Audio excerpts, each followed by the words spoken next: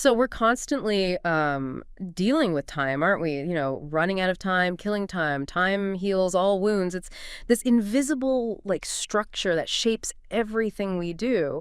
But honestly, when did you last stop and really think, what is this thing? What actually is time? It's funny, isn't it? It's so fundamental, just a part of existence. Yeah. But we hardly ever really question what it is. It's like, asking a fish about water. It's just there. Exactly. And well, that's what we're jumping into today. We've been looking at some pretty interesting ideas, specifically from the Time Like a Spring, What Even Is Time podcast. Ali Haider's initial thoughts on it.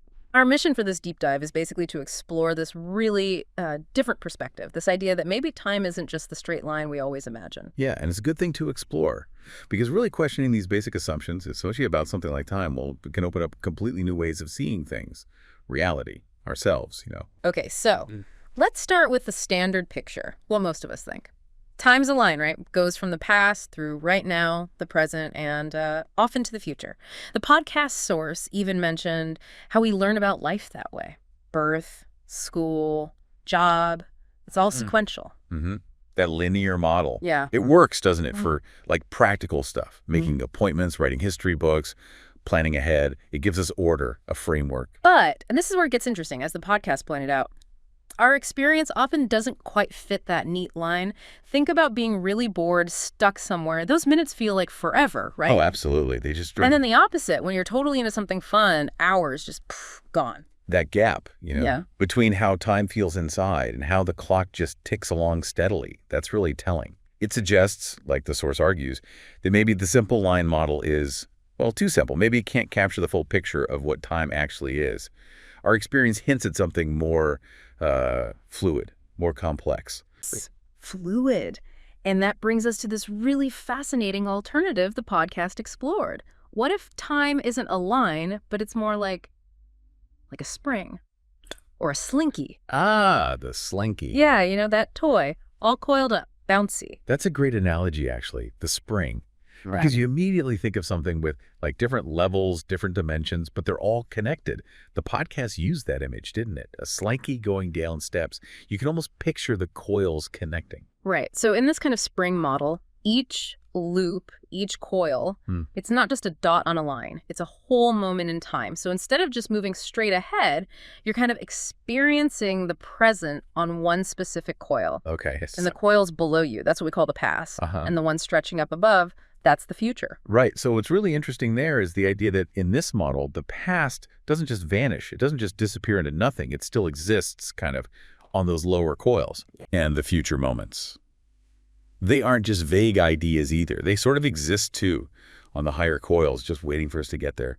It's like the podcast compared it to levels on a spiral staircase. Yeah, that was a good one. All part of the same staircase, the same structure, even if you're only standing on one step right now. And to make it even clearer, they use that mall analogy, which I thought was brilliant. Oh, yeah, the shopping mall. Right.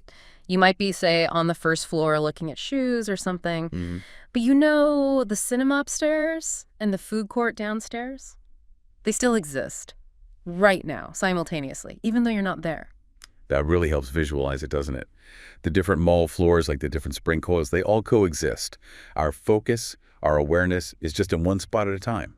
But the potential for those other places, the past floors and the future floors, it's all still there within the whole building. It makes you think differently, doesn't it, about those moments we think are just gone. Yeah. Maybe they're not gone. Maybe they're just on a different loop of this time spring. And the future, too. Maybe not totally unwritten, but just on a coil we haven't quite reached. It's a fundamentally different way to think about time itself. It really is. And the podcast was careful to point out, this spring-based time theory, let's call it SBT, it's not just pulled out of thin air.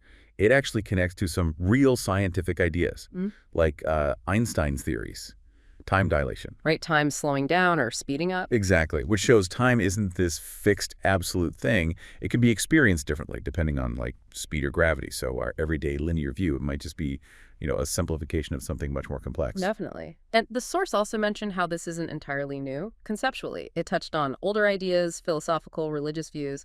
Time as a cycle, not just a line. Mentioned the Quran, other ancient cultures. That resonance with older traditions is interesting. It suggests maybe humans have intuitively grasped this cyclical or layered nature of time before. So pulling it all together.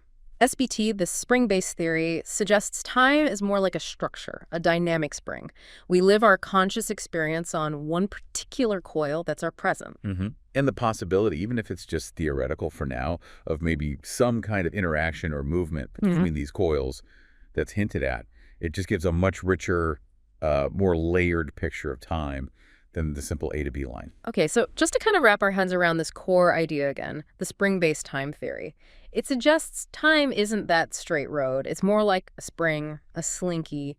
Each coil is a moment, past below, future above, and we're on the coil that is now. Exactly. And that leads to the question the podcast posed, which really makes you pause.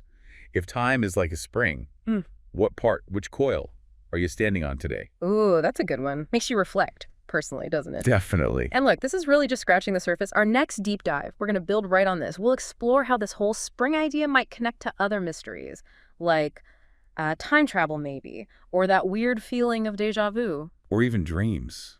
The strange places our minds go then. Yeah. All potentially linked back to this different structure of time. And, just thinking aloud here, something maybe to leave you with. Yeah. It wasn't explicitly in the source, but it builds on it.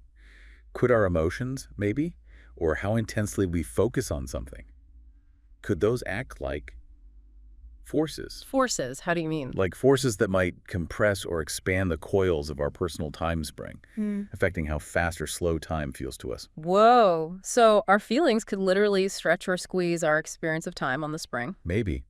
Could that explain that subjective feeling we talked about earlier, the dragging minutes, the flying hours? Huh. That is definitely something to chew on. Could our own minds be interacting with this time spring?